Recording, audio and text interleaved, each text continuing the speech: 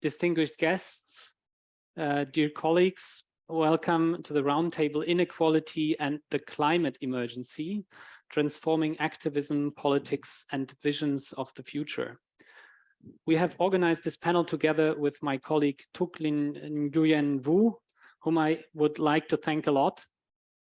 My name is Lukas Becht, and it's my pleasure to moderate this session today. So now at RECET, we take the upheavals of 1989 in Central and Eastern Europe as a starting point for thinking about the historical dynamics of profound social, economic, and cultural transformations.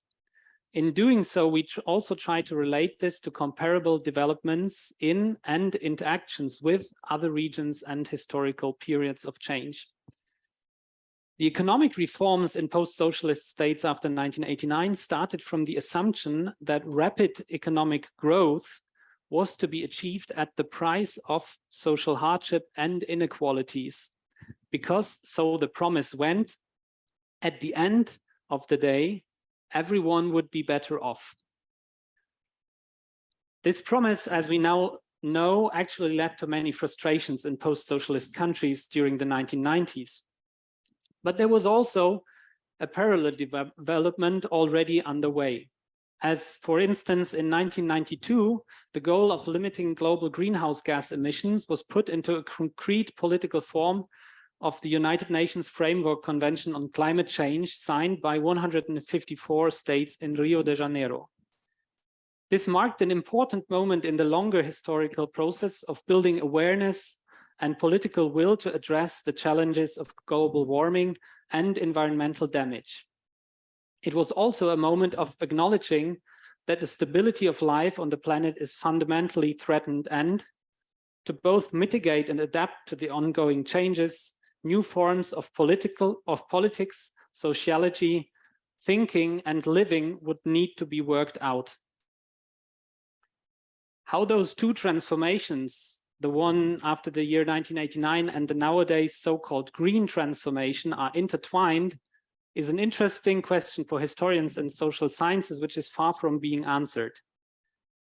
Today, we want to discuss this second green, as it is called today, transformations, and ask which new inequalities it brings to the fore or exacerbates already existing social and economic disparities.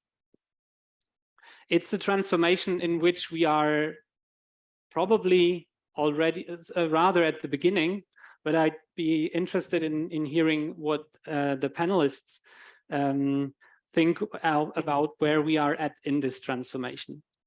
So our starting point is that the consequences of global warming and ecological damage are already being felt everywhere, but how people are experiencing them is massively unevenly distributed. Also, the responsibilities and possibilities to act are very different with regard to local, regional, and global contexts. But as the latest report of the Club of Rome has unmistakably stated, overcoming massive economic inequalities is a necessary precondition for effectively tackling climate change. So in this roundtable, we would like to try and get a better understanding of how differently the impacts of climate emergency are experienced and addressed at the global, regional, and local scale. But I think and hope that this roundtable would also be part of the transformation, as it is a way of thinking about new ways of understanding political strategies, new forms of living, and envisioning the future. To this end, we have invited 4 outstanding speakers whom I would like to introduce now. I'd like to start with Eva Horn. She is professor at the Institute for German Studies at the University of Vienna.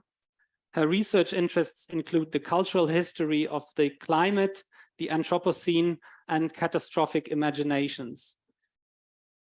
Eva Horn is the founder and head of the Vienna Anthropocene Network, and her most important books, or most recent books, include, together with Hannes Bergthaler, The Anthropocene, key issues for the humanities, and the future as catastrophe, imagining disaster in modern times. Eva, welcome, and thanks for accepting our invitation. Let us start with a little bit a bigger view, a bigger picture. I would like to ask you, what are the challenges to the humanities posed by the climate emergency and the Anthropocene? Which social and economic fault lines has the climate emergency and the Anthropocene brought to the fore? And how is it shifting our understandings of humankind, human agency, and such basic concepts of social life as inequality? Yeah, so asking me about the economic and social fault lines that have been exacerbated by the ecological emergency that is not limited to climate change is really addressing the wrong person, because I'm not a social scientist.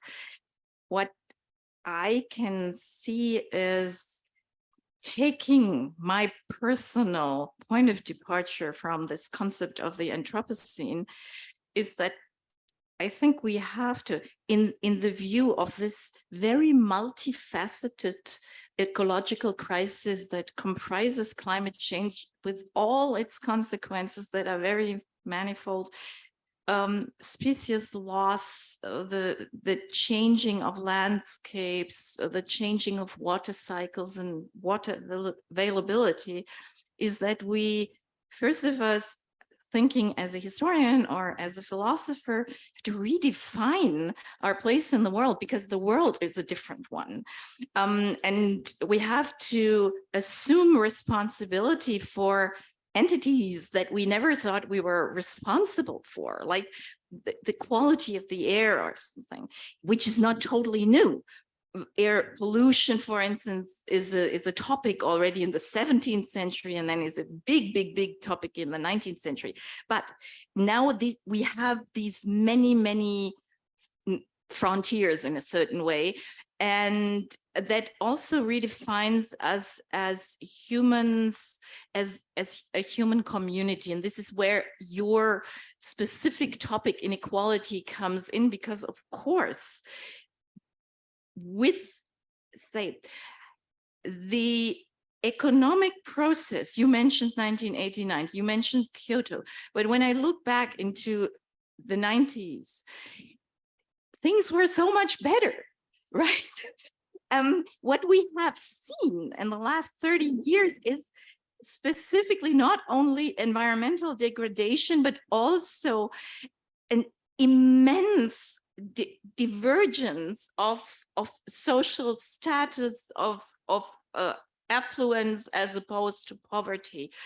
So I would not, it's difficult to put this in a causal model. If you think of all these graphs that were presented by Earth system scientists about the so-called great acceleration, you just see that these things work in parallel. You have social inequality in parallel with CO2 levels and so on and so forth. And the question is, if we think about transformation, will climate policy also help us to tackle this inequality problem? And I'm not so sure if this works in unison. So going back to the humanities, what are the questions that we address very specifically? Of course, these are ethical questions. What kind of goals do we have with, if we think about transformation, what would we want? And whose existence, whose rights would have priority, right? We have, of course, questions of responsibility, and when you think of responsibility, you always have 2 minutes. Who did this? And whom can I sue for it? So we have also a historical problem in, you know, having new narratives of how did we get here and what are the reasons, and then what are the mechanisms at work right now, and what would be legal tools, policy tools, but also new understandings of, for instance, the usage of global commons, entities, nations or industrial players appropriating global commons such as clean air, such as climate with less than 400 parts per million CO2, and using them while this belongs to all of us. These are all questions rather on the philosophical side. As a cultural historian, of course, I'm interested in how did we see nature and how did we allow certain players to appropriate nature, thinking it's an inert, you know, a background or a resource that is just there. When you think of it today, yeah, you see nature as a player, you see nature as a hyper complex system where intervening in one part creates havoc on the other end of the world, and so on. That's just a range of questions that I can, you know, sketch out. Yeah. Yeah, great. I think you gave a good introduction into the intricacies and complexities of this question. And I would like to turn to the next speakers and pick up one thing you said, that you were rather skeptical about the possibilities of climate policies in addressing social and economic problems. And I would like to move with this question to Melinda Martinus, who is thanks for coming, who is lead researcher at the Institute of Southeast Asian Studies, and please, I hope I pronounce it well, the Yusof Ishak Institute, ICS in Singapore. Her research interests revolve around regional integration, sustainable development, smart city initiatives, digitalization, institutional framework, and policy for advancing climate ambitions in ASEAN countries. Melinda is co-editor of ICS annual survey report, the Southeast Asia Climate Outlook. And before joining the Institute, she has led research projects on urban resilience, housing and slum upgrading, and urban governance in Indonesian cities at Kota Kita Foundation and the Center for Metropolitan Studies at Tarumanagara University, Indonesia. So Melinda, with Southeast Asia being a region that is explicitly and extremely vulnerable to climatic changes, heat waves, rising sea levels, and air pollution severely shortening life expectancies, the pressure on policy is definitely very high. What, according to you, are the biggest challenges for cities and national governments in the region? And what are experience and solutions that you think Europe might be able to learn from? Yeah, thank you very much, Lukas, for posing that very difficult questions. Thank you very much for RECET for inviting me here. It's my honor to be here with Eva, Agnes, and Sina, the thought leaders in climate humanities and activism, and I'm looking forward to have this deep discussion with them. As a climate analyst covering Southeast Asia in my study focus area, I can attest what Lukas said earlier, that Southeast Asia is at the forefront of climate impacts. The region is growing rapidly. To put in the context, the 10 countries of Southeast Asian nations, Brunei, Cambodia, Laos, Indonesia, and Myanmar, Malaysia, you know, all the 10 countries, they are home of 660 million population. If Southeast Asia were a country, it's probably, I think, either the 4th or the 5th largest country in terms of population in the world. And the region is also rapidly growing. It is projected that in 2030, the region will be the 4th largest economy after the United States, China, and the European Union.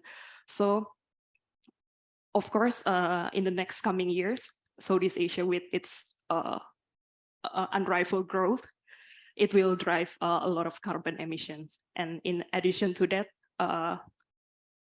geographically, it is such an unfortunate area. It is very vulnerable to climate change. A lot of countries, they have long coastal areas, a lot of people living in lowlands and very vulnerable to sea level rise. And then a lot of people there are also employed in the agriculture sector. So when climate disruption like droughts or water scarcity happens, then people will lose their livelihood. So this is a very interesting conversation I had with a lot of my European peers. If climate action in Europe is very much driven by climate mitigation, you know, like decarbonizing their economy from fossil fuels, from carbon emission. In Southeast Asia, the climate change activism is very much driven by climate adaptation, how the local communities should adapt to this disruption, because it's given, it's something we cannot avoid.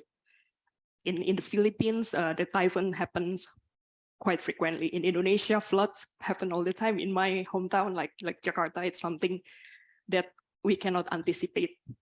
So European is very much climate mitigation. Southeast Asia is very climate adaptation focused. So there are two interesting trends I observe coming specifically from the region. The first one is climate disaster has been ingrained in the national policy.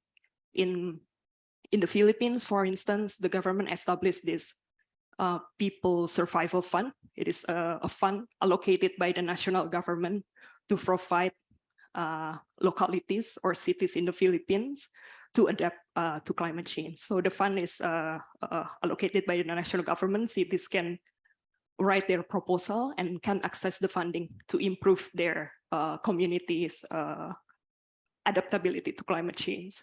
And then in Indonesia, in my home country, there is an agency called the National Agency for Disaster Countermeasure. It's pretty much also a government-led institution for providing assistance to vulnerable cities or localities across the nation. So when disaster happens, they can mobilize the funding to help people with impacted by climate disaster.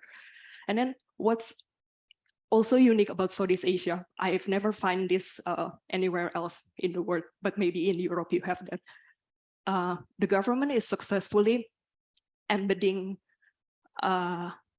climate action with social assistance.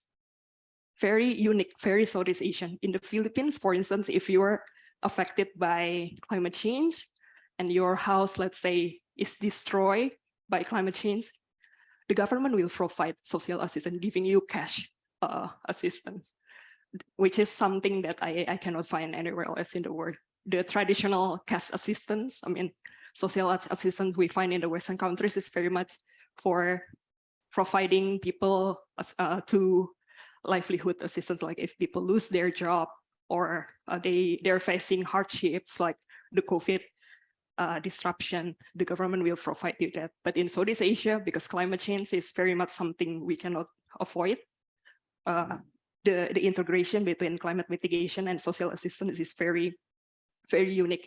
Also in Indonesia, there is a law very, very specific to Indonesia also that stipulates that if you became you become disabled due to climate impacts, you lose your limbs, you lose your eyes, the government will provide social assistance for you for your lifetime. That's very unique about Southeast Asia. Like the region is able to integrate social system and climate change quite interestingly. Yeah. Yeah, and quite impressive, or in a way, really very interesting. I would like to turn to and move from there to Agnes, with also the distinction you made that in Europe it's more about mitigation and the debate in Southeast Asia is more about adaptation. I wonder what Agnes, how you assess where we are at in Austria. Agnes Zauner is Political Director of Global 2000 Friends of the Earth Austria, an independent Austrian environmental organization founded in 1982 by actors from the movement against nuclear energy. Agnes' work focuses on issues of environmental and climate justice, just transformation, and political activism. She's a graduate of Vienna University and the University of Warsaw, has worked in Berlin and Kiev, and studied East European studies at Freie Universität Berlin and Novosibirsk State Technical University. Agnes, how do you assess where we stand in Austria, and what are the biggest challenges in your work? Yeah, thanks for inviting me, and thanks for being on such an interesting panel. Normally, I do not speak in academic contexts anymore so much, so my words will be more simple and maybe not so sophisticated, but I hope that there lies a lot of truth in it. I will try to do that. In Austria, as one of the countries in the global north, as a very rich country, there is a lot of responsibility, of course. We've come so far with the climate crisis. We already know that it exists for over 30-40 years. And till now, we have to say that nothing much has done. Now, thanks to Fridays for Future and the consistent climate and environmental activism of the last decades, we've now reached that at least it's discussed in politics and in public. What's really important now is that we have the laws that we can have the changes, that our economy can change, because we have an economic system within Austria, within the European Union and worldwide, which is based on the exploitation of nature and exploitation of people. So this always comes hand in hand. And for us, Global 2000, we always try to have a very holistic approach towards these problems, that we always think together, okay, how can we implement the laws? How can we get the politicians and people in charge to implement the laws? And at the same time, always say, okay, it cannot be played out against each other. The social well-being and also the environmental protection and the protection of climate. So this is a huge issue also in Austria and worldwide. So this connects us. We also work with international partners. We have an international network, Friends of the Earth, it's already mentioned.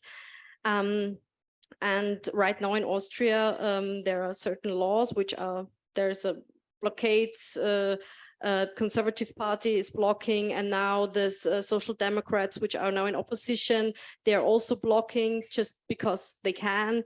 We are criticizing that heavily. And we need those laws. The climate protection law, which would introduce that there are consequences when Austria doesn't reach their goals, and the renewable efficiency law, the law for changing our heating systems. It affects individual people really on the individual basis, because their homes have to be transformed, and this is a huge personal change also. So we see it's so connected, and we also have to have the people who actually work in and on our houses to have this energy transformation. And for us, we also like to think further, not only okay what the state should do, but also where does the future lie in energy production, within production of food. And we think that it's the future we will produce energy and food and so on more locally, energy communities. We try to be also really a factor that pushes forward through that. It's also much more secure. We're talking about blackouts and so on. But when we go towards energy communities, this would be a huge step towards also security. But overall lies the economic system. and we have to have some changes in that. And the good thing is we don't have to invent anything super new. There are so many smart professors and smart people, economists, who already have different kinds of theories which would have the good life for all at the center, and not the gain of and profit of a few. We already have those ideas, theories, and we also have companies who already work on that. So the visions are already here, and we need visions, because it's very hard to make photos or films of the future. So we have to create it in words and stories, and they already exist. So it's very important, and that's what we're trying to do. As an organization, we also want to tell the stories of the good future. I think that's really, really important. And yeah, on one hand this, and on the other hand, always have a holistic approach towards this topic. Okay, thank you. I think we will come back to this question of telling stories of good futures, also with our other speakers. And if you say that the visions, the ideas, maybe also the laws are already there, and it's more a question about implementation, I still want to direct a question to Sina Kamala Kaufmann, who is a writer and activist, co-edited the German language Extinction Rebellion handbook, Wann, wenn nicht wir? And in her literary debut, Helle Materie, nah fantastische Erzählungen, she explores future forms and institutions of social and individual responsibility. She has studied political science, philosophy, and public law in Bonn, and has worked as an advisor for online campaigning, as well in the online gaming industry. Maybe we can later on come also to the role of technology in all of this, which we haven't explicitly discussed right now. But a little bit counter to what Agnes has said, I don't know if this is controversial now, but still what is most controversial nowadays, and maybe it's a day after this big raid in Germany, also the time to discuss this again and again and again, but maybe it's also very fresh. I still want to ask why protest is needed. And I personally think that it's very important.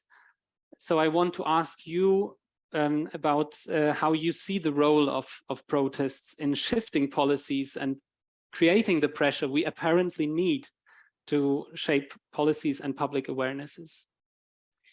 Yeah, thank you. I hope you hear me. Thank you for having me. And if you can't hear me or have a question, please give signs. I don't know, in the activist scenes, we have those signs. So if you like something, you're invited to do this. Or if you want me or anybody to round up, you can do this. Or if you don't understand anything, please show a sign. So we're here together to try to be aware of whatever on a cognitive and a sensitive, whatever, sensible way. Yeah, I guess there will be a kind of conflict, because I'm not so sure of the way we have to question ourselves even allows us to say we have visions of the good. I don't know how deep our responsibility goes, and how much we now can go forward and say my idea of a good future. And if this is not, then again, just being a colonized version of whatever we can even come up with fantasy, because we are so deeply socialized in the structures we are in, and they're so deeply responsible for what's happening. But to come to your question, I think that's one thing activism can do, is create glitches or little cracks in that certainty we surrounded ourselves by, where we can realize that society and all those constructs we're surrounding ourselves by is open. And within that, just this, it's opened for a second, and then we can think, imagine whatever happens then. But I think those cracks are very difficult to create but they're valuable.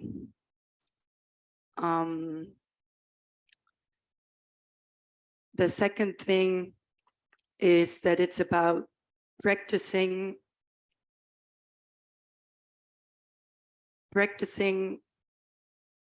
to cooperate under high pressure.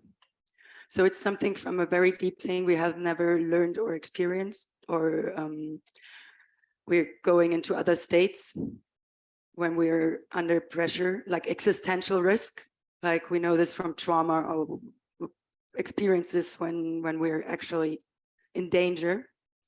And cooperation is not one of the basis things. So it's about cooperating, radical cooperation. And that's something that we're maybe have as concepts, but I guess concepts are one of the problems and words and we're having. And within that, obviously, find new forms and make new forms of more democratic decision-making, because I think this is what this is also about. It's about other forms of collective decision-making. Some we don't know yet. Some we have to learn and practice in ways. And third, I think that's maybe the make something sensible, make it concrete, make it experienceable, like a new, different future, and also within that, be able to bring those interests together to create demands that matter for, because it is about injustice, it's about nothing else, obviously. But if we honestly address those questions, because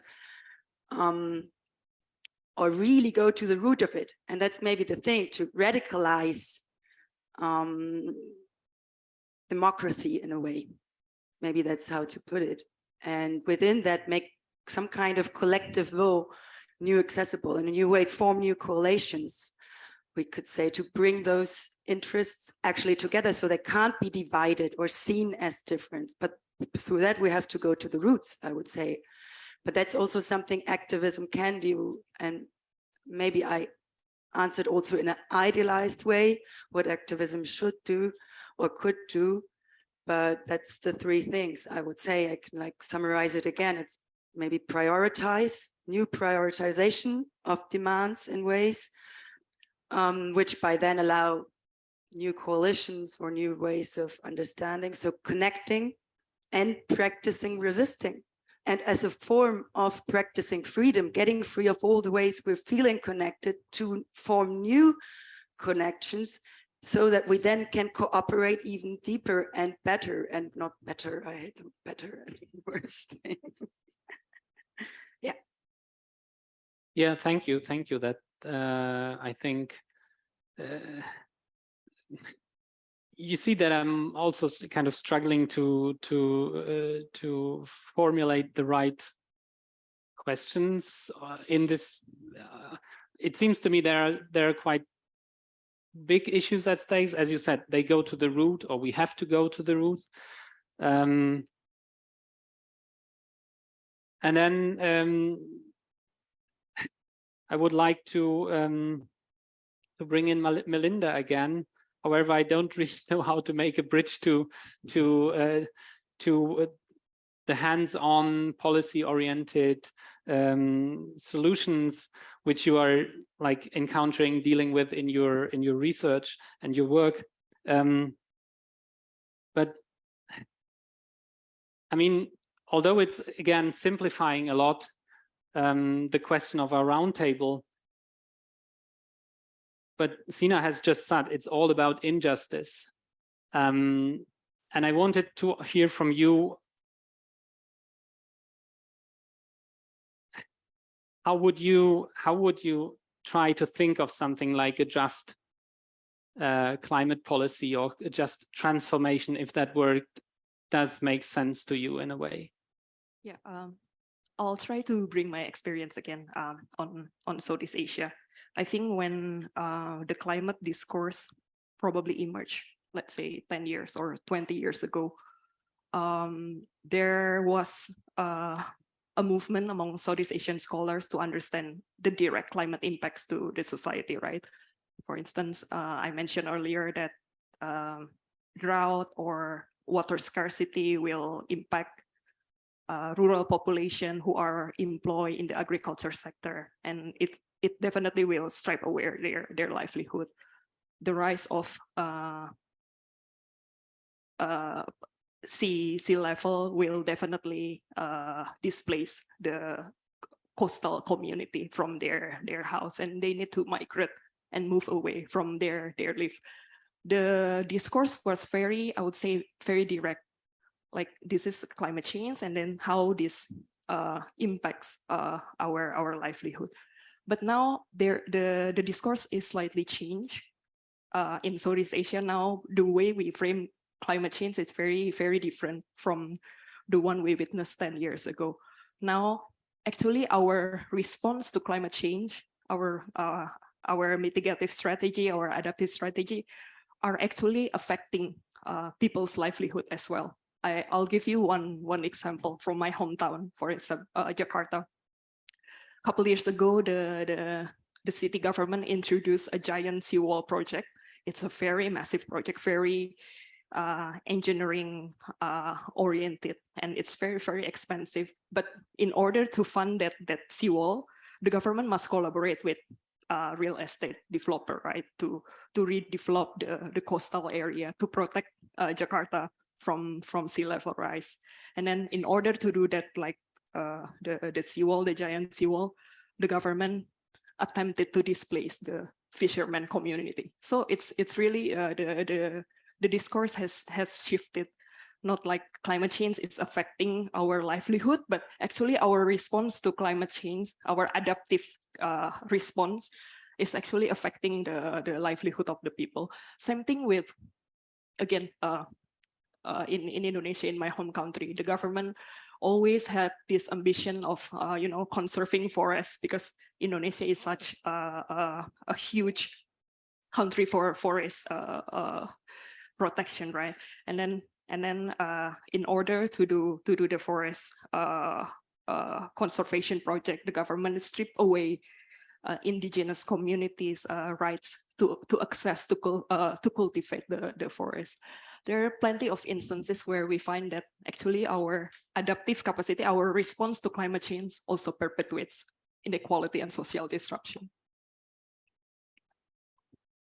I think Eva wanted to react directly, so please go ahead. I wanted to respond maybe to all three of you. Talking about Indonesia, you know that I love Indonesia and I know a few things about it. The way you describe the problem is that we see these Asian nations, very specifically Indonesia, which consists of thousands of islands and which is highly vulnerable, only as the victims of climate change. However, as we both know, Indonesia specifically is also a big player in the destruction of the primary forest. There's practically, I wouldn't say nothing left, but Kalimantan and Sumatra, both belonging to Indonesia, are the last spots in Asia, plus a little bit of Malaysia, where you have this very, very important CO2 sinks, which is primary forest. What's there now? Essentially, it's palm tree, industry, I would call it, agribusiness. So in a certain way, we should also, and it's the third biggest importer of very low-grade charcoal, not charcoal, coal, but the brown, I don't know what's that in English. Anyhow, so we should also see a country, a huge and powerful country like Indonesia and others, as China, we agree, India, we agree, but in general, we should see these places that will be very vulnerable also as players, as active players that we have to take into account. Say, like, we have to, as Europeans who always, take the high road, we also have to get in a dialogue with them, or Brazil, countries that are both responsible for the destruction and victims. And so it's very iffy to just see these countries as victims and say, okay, adaptation, nice and fine, but we still keep selling off our forests in Sumatra to Thai companies that chop off the wood and create oil palm fields. That's one thing. Responding to the other two interventions, you talked about laws in Austria. I'm extremely pessimistic about what's going on currently in Austria. It's a disaster, and we can't even get a tempo limit. It costs nothing, and it's just a symbol between the socialists and the ÖVP, the conservatives. It's what we need are laws, and what we need are verbote.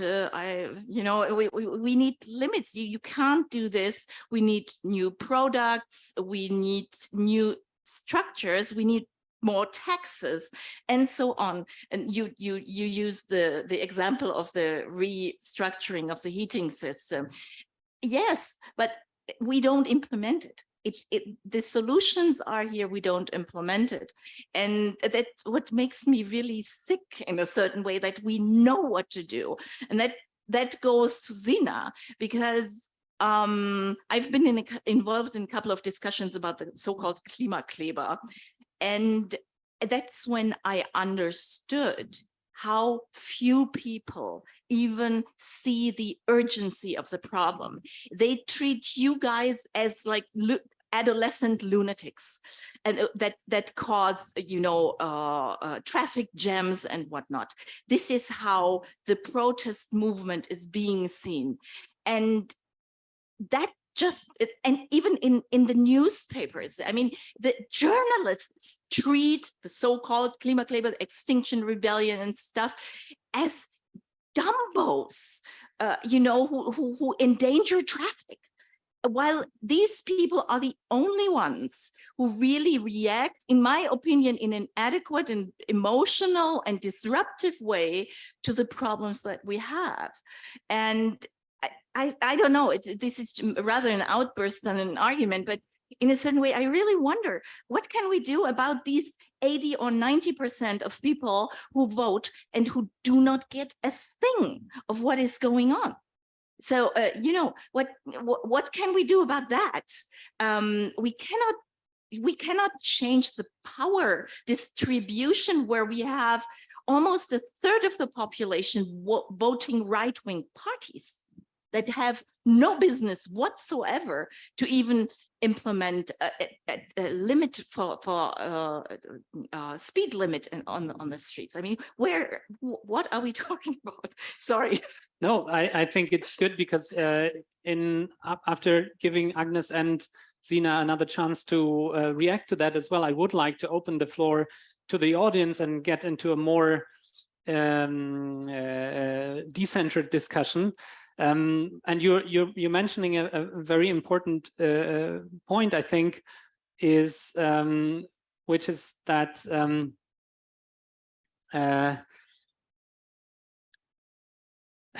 sorry, the point slipped away.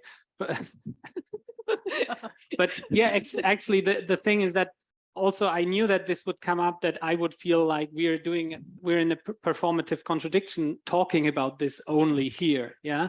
So, but still, the last question I wanted to ask, and you talked about, we are trying to tell stories about the future to reach the people and maybe bring them out of this comfort zone. But I wonder if that is enough and if it can actually work. So, and Sina, as a writer, we had yesterday Gui standing in his keynote saying that it's the artists that lead the way to finding a new vocabulary, and he was extremely optimistic about arts, I guess, literature, fiction, of guiding the way. I wonder if you're also that optimistic and what you think about this. Now, I don't know who wants to go first, but maybe it's okay, Agnes. two things. You asked about, what was your question? This About whether telling how to Because tell those good stories yeah, about yeah, fusion and of whether course, this yeah, because I will had still another point as suffer. well. Thanks. Of course, it's not enough. It's what I really think is that we all, either in academia, as big organization as we are also like an established organization. Then people in grassroots movements, people who are just interested in the topic and work at, I don't know, Spar or some, I don't know, at any company, that there are so many levels where something can be done. I'm also very, we have the exact same words in our office, like once a day or so, that you just said, that it's a disaster and what can we do? And then we think of campaigns, of how to put pressure on politicians and how to make bosses of big companies to say, okay, well, that might be good, and put pressure on the Conservative Party, and having all these strategies. And that's our role. And speaking about roles, there are so many different roles, and also grassroots activists and activists who have other activism methods than we have. For example, it's all a different role. And also people in science who speak out, who many scientists said for the first time, they have the feeling that they step out of their academia zone and also do something because it's the only way.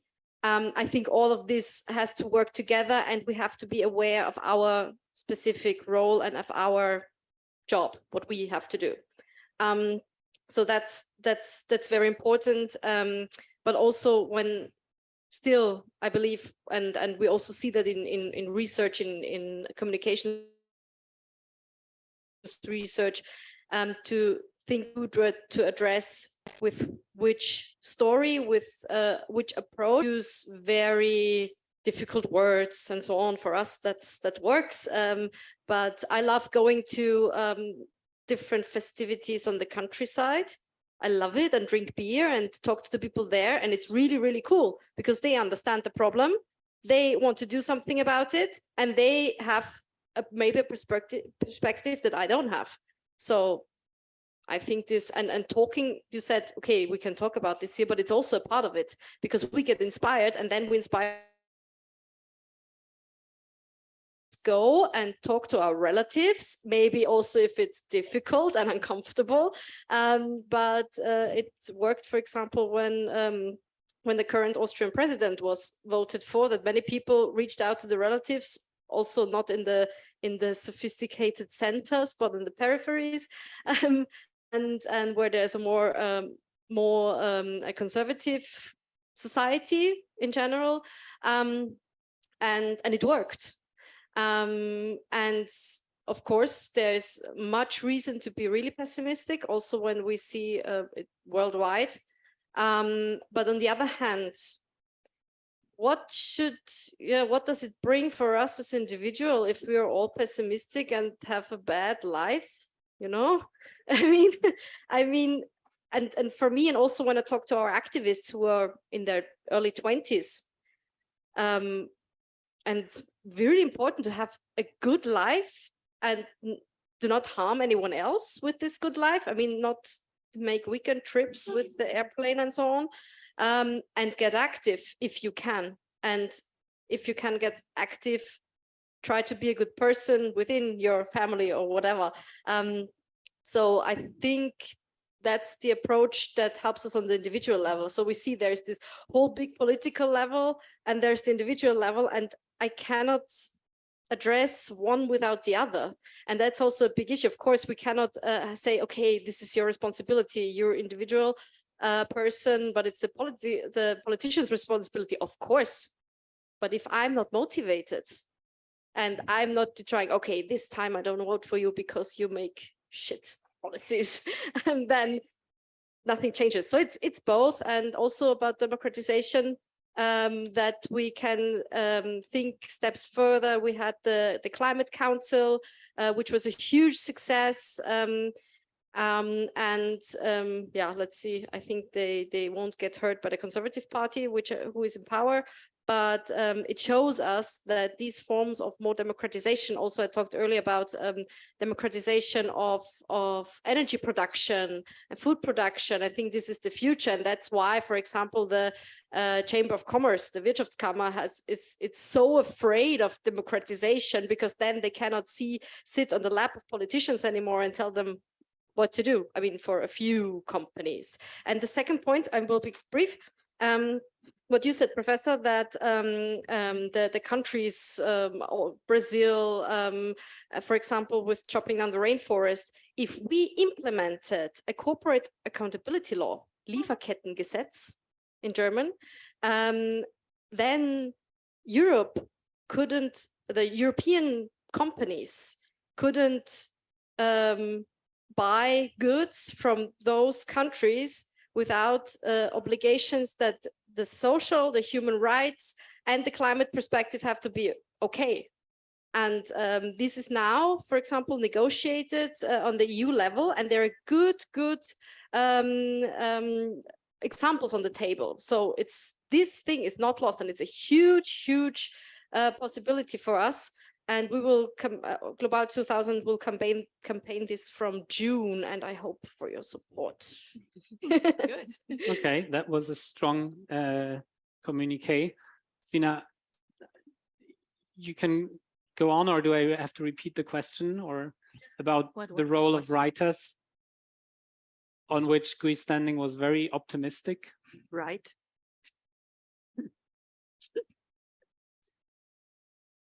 Yeah, I would say I'm super. You mentioned yesterday's keynote, and you mentioned this there's everybody else didn't succeed, and now let's the artists do it. I hear that very often. I find this very interesting. And so now you save the world. We fucked it up. I guess that's the total opposite of what art would. If you're not neglecting this as an artist completely, you're definitely not an artist. But obviously the way we're funding art is kind of pushing you there to be an artist like that. And this is kind of where we come to the contradictions. We should be a bit more creative in, let's say, I'm not against contradictions, because I think the more contradictions you're having in yourself, the more you can be alive. So it's like hard to claim contradictions. But if you see art or the experience of art, I mean, it's about experiences. A lot is about experience. And Agnes mentioned that having a good life, I don't really know, because the experiences are ambivalent, right? And maybe we are a comfort zone thing, and that's true. And we want to have happiness, but we can have extreme happiness and extreme sadness. And the experience of art itself can come to a kind of religious thing, right? It's, I mean, creating and then creating art itself is obviously creating a kind of religious experience for somebody. And of course, there we have areas of experiences where you can experience ambivalence, existential other situations. You have the opportunity to come out of your subjective view, or at least it's where another way of like, yeah, that's, but it's not, I mean, but politicizing this, I mean, we can come to where I feel this is needed, and this is needed for connecting, and this is needed to come to new ideas and to dream together in ways, and to create those spaces where we actually dream. And also, but having a pure one aesthetic version, or even an aesthetic version created by a group and make that politics, no, hell no. And maybe that was and that's tempting. And I've been tempted by that too, I have to admit, because I felt I have to create a good word for myself, at least, because I worked in gaming industry. I've been a living being for quite a while. I learned a lot. And then I thought, yeah, I write at least the good world. And then I realized, fuck them. Obviously, all my ideas about what the world should look like are kind of totalitarian because they came out of me, or not totalitarian when you read them, but it's my normative idea. It's not democracy. It's not a democratic idea because I'm confronted that everybody looks differently at things, uses different words. If you look at the definition of the word democracy and like, you have languages, so it's the manifold of what experiences would be and what concepts people do and what words they use. And maybe that's what the role of art is, and creating spaces where actual art can be created and where art can be experienced. That's also, and that people take space to really experience art. That's definitely something that can definitely save the world, as Boyce would have suggested, or what, I don't know, everybody become an artist, I don't know. I would even also disagree with Guy on the concept of like prioritizing basic income over other infrastructures. I would be, for example, also critical about that, because I think they're thinking about what basic infrastructure we want to create together. I think there we can play a good role in like creating an infrastructure that we want to use and that we want, even with states, even as in more anarchistic, civilized versions. I don't believe that much in laws at the moment. So, and I don't know how far we have to go to question them overall and create, but in a cooperative way, thinking and re-establishing infrastructures that work, and infrastructure that allows us to cooperate in terms of material, in terms of basic infrastructure for basic needs, which is accessible. And this is where we meet the social question or the injustice question with the upcoming, if we more put ourselves in also an adaptive thing, and then try how honest we can be about inclusion. And then see, and how much we can include, and who else can we include, and whose else vision of the future we can include.